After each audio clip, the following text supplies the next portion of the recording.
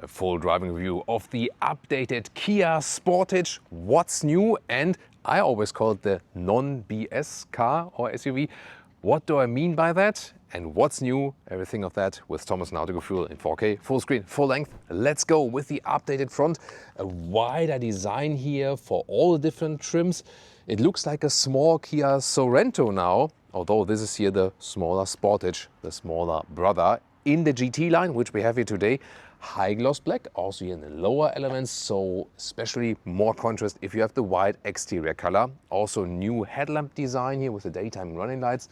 It looks cool, especially also with the turning indicators in this star map design that was introduced with the Kia EV9. However, this one here, combustion engine, pure petrol, inbuilt hybrid, plug-in hybrid, diesel, soon more to the choices, and 17 to 19-inch wheels. These are 19-inch wheels, biggest ones that are available here in this GT line. Black styling once again, and more high gloss black elements here and here and here throughout this vehicle. 4.55 meters or 179 inches is the length, compact segment, and new tail lamps here, a more modern design. So I think visually it works very well. Or what do you think? Tell me in the comments. Got the GT line badge here, and unique for the GT line here you also get the ECS, the electronically controlled suspension. So it's the adaptive suspension for the GT line we are driving today. So that means when you put the sport mode, the suspension is also a little bit stiffer then. Under the hood, all about the 1.6 liter 4-cylinder turbo engine. Petrol here, the normal petrol one is the most sold one, 150 horsepower front-wheel drive, 180 horsepower all-wheel drive. Have it here combined with a DCT, dual clutch transmission, automatic. And this one here is also a little bit increased in the horsepower tune now, the all-wheel drive version. Then there's an inbuilt hybrid, which also gets more power now. And also a plug-in hybrid of the facelift is also to come. And also 1.6 liter turbo diesel is available. The exact facts and figures we also have always in a separate data comment for you. Towards the interior with a new key fob here, which has a very interesting surface, like a matte-ish surface. Feels really cool, nice. Then door closing sound. That's good. Also for the rear, maybe just like the, but these are actually also quite okay. So nothing to complain here at all. Then inside of the doors, here is somewhat soft and also with a structure with the GT line with a microfiber inside here. It's also softer for the elbow, could be maybe a little bit softer. Interesting door handles from the inside, memory seating is available, no covering at the inside of the doors here, and Harman Kardon sound system. And we have a completely new steering wheel, and in the GT line, two-tone, soon more details to that. Completely new cockpit for the Kia Sportage Facelift here, horizontal format 2 times 12.3 inch. Dashboard here is not super soft, but at least structured, and reducing high gloss black. You do have something here, but here not. And also they took away the high gloss black from the middle console, that we have a different structure here. By the way, if you see this detail here, not sure if you can see it on camera, I think that was a sticker for the winter tire limit, which was placed before here. Also real buttons here for seat cooling, seat heating, heated steering wheel, easy to access. I love that. And you also have this new climate unit here, for example, where you can individualize 2-zone AC, or you can also use it for some hotkeys. You can change that. We have seen this unit here with the recent Kia EVs, for example, as well. So a little bit cleaned up. At the same time, you still have physical interface. That's pretty cool. This turning jog basically for the gear selection in the middle here. Then middle console, this is somewhat soft for your elbow. The only thing here, this is not like super well attached, and a lot of space underneath, more space in the front here. And you can also extend the cup holders by pressing here. Show that to you again. Goes quite quickly. It's very interesting. They're not very adaptive though, gotta say that. And with the GT line, seats here, pretty cool. 2-color effect. High-grade leatherette, feels really soft. Perforation in the middle, because there's also the seat cooling, so that's cool. Then you're basically, yeah, fit for every kind of climate and temperature. That's pretty cool. And the GT line also gets the 2-tone steering wheel, 2-spoke design, completely new steering wheel. This is also animal-free material, and it really feels high quality. So Kia shows the way, even in the non-premium segment. And you have to think about, yeah, this is a high-trim vehicle, but still not super expensive in comparison to premium products, but you have premium materials and also real physical interface. Also here, turning jog for the volume at the steering wheel, and showed you this unit here in the lower part before. So it's that's what I mean by non-BS vehicle. You can control everything straightforward. As for the seating position, it's really comfortable in the seats, so I'm really happy. The only thing is when you're tall like me, 189, 6'2", it's maybe not the most ideal from this situation here, how the knee is kind of like caged in here with the middle console. That's hard here on this side. And with the steering wheel, on the one hand, I have to put it lower, that I can control it very well, but then again, it gets close here. So maybe not the most ideal for the tallest guys, but I think it's still okay. It's not bad. And then here, 189, 6'2", there's still some headroom left. Again, as I said, more headroom when you would not have the panoramic roof, because that gets a little bit close here, but as I said, it still works. So overall, pretty cool cockpit. Also here with the updates. Driver POV, once again here with the real buttons at the steering wheel, here also to easily deactivate the lane keeping assist, for example. And here on the right side, very important with the volume jog, press and hold deactivates the EU speed limit shine. That's a nice new shortcut introduced with the EV3, now carried over to the Sportage Facelift. Digital instruments, clear to read, for example, soon the consumption figures. The infotainment system itself, yeah, it's not the most spectacular one, honestly. And the internal GPS is, yeah, probably not the one you would always use. Most of the time, you would just go with the smartphone mirroring, Apple CarPlay, Android Auto, and that's it, honestly. Now to the rear seats. Inside of the door, this is here hardback in the rear, however, but a very cool door handle, I feel. Why not? And then the GT line with microfiber inserts, it's beautiful. And also here in the high trim, you have seat heating for the rear seats. No cover here, the small pocket on the inside. Harman Kardon sound system has another speaker here in the back part. And then here, this is the adjustment of the back seat. And you can see this is the best cargo position, so you can get out even more liters. That's maybe also a reason why it has so many liters in the figures, because you can really use this cargo position or the more laid back position for the passengers. Also the high grade leatherette perforated in the rear, ISOFIX outside each. There's no cover, but also not really needed. So it feels really nice here as well. Then you have the integrated jacket hangers here. You can just put the jacket over it here, so it's a good idea. USB-C chargers in the seats for the rear passengers is a nice integration, I feel. You have a rear climate unit here as well, some storage, and then the cup holders go down here. They're not adaptive though. You can also use this ski hatch, by the way, and fold just this part. And seating position is most comfortable laid back, but you can also make it a little bit more upright yourself with this lever next to the seat if you prefer that.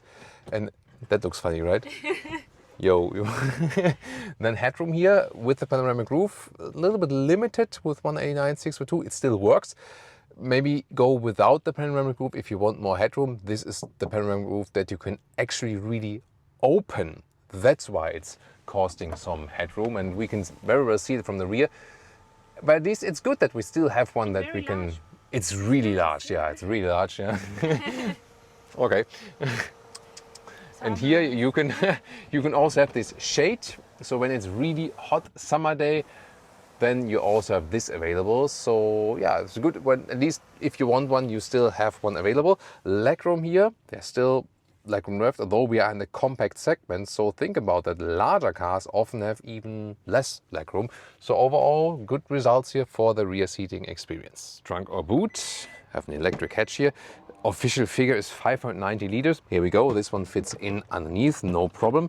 There's a meter of 40 inches between the wheel arches, a little bit higher here. The length here is about 34 inches or 86 centimeters, and the height is at 73 centimeters or 29 inches. Here with the pure petrol engine. Also have some space underneath here, small storage boxes. And what's cool, that we have a remote unlock here. Not everyone has that anymore. And look at that, they fold really quickly and fold directly flat. Nice also how the transitions are done here, so that's pretty cool. And then the full length to the seat in front of us here is at 67 inches or 1.70 meters. Let's start driving the facelifted Kia Sportage here with the GT-Line, 19-inch wheels. We have the ECS, the electronically controlled suspension. all-wheel drive version, 180 horsepower of this 1.6 liter turbo petrol engine, and we go through city driving, we go to the German Autobahn and everything. One quick remark, by the way, we found so many nice things here with this vehicle, and you might ask yourself, why would I need to pay an extra premium price for German premium, for example? There are still some minor differences. For example, when you put down the window, it's like bang, hammers in, whereas like a premium SUV, you have a smooth opening and closing of the window. Maybe you don't care, but I just want to mention like where are some small nuances. And let's start driving a little bit here in the city. Steering is really light, definitely without much feel to it. Oh, the speed chime, yes, I can just press and hold and then it's off. So good to have this new shortcut. I have a all-wheel drive lock here, by the way, a button here on the right side. Oh, have you seen that old 300 SL convertible?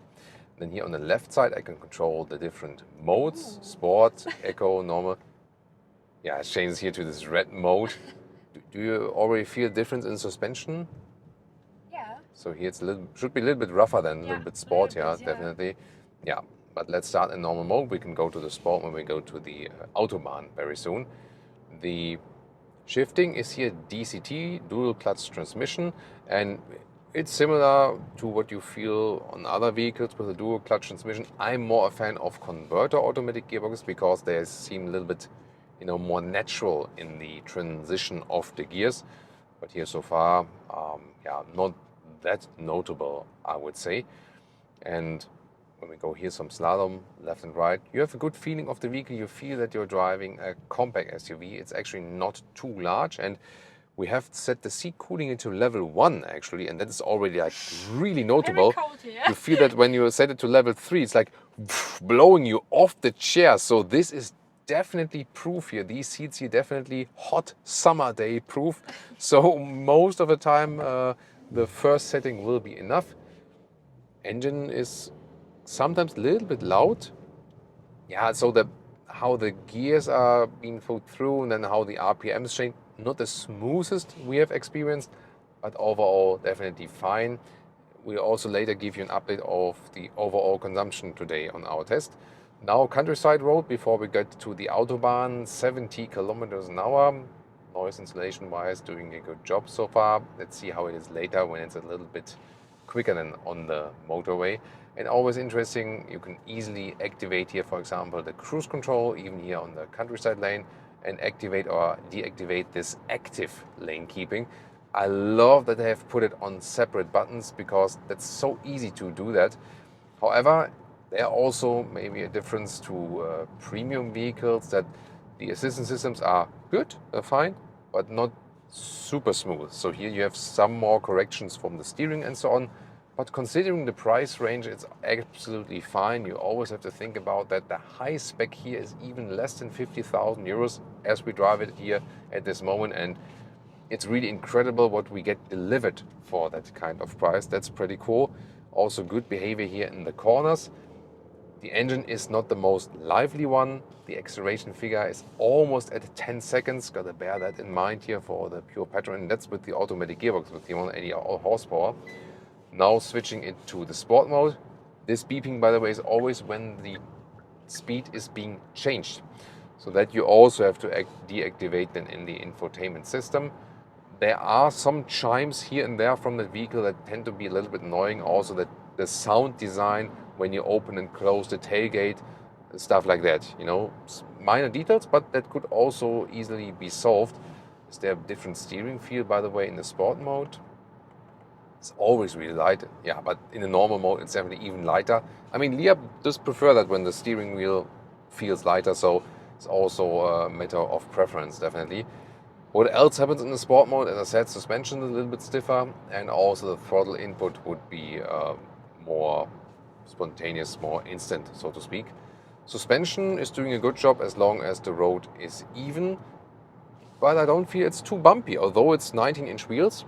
I'm happy with it. Yeah, we just what we have at home at the moment is as well a Nissan Qashqai for testing with 20-inch wheels. Yes, of course, it's a wheel size larger, but the overall composition there was way stiffer. We also had a Cupra Formentor in the same segment recently with 20-inch wheels, which was really rough. So I think the overall suspension setup here is quite balanced. That's what they did here. So I have a good feeling for the vehicle, but it's not getting too rough. Now here, transferred bumps. Yeah. But it's okay. If you want more comfort, don't go for the 19-inch wheels. Stick with the smaller ones, but I think that's overall okay.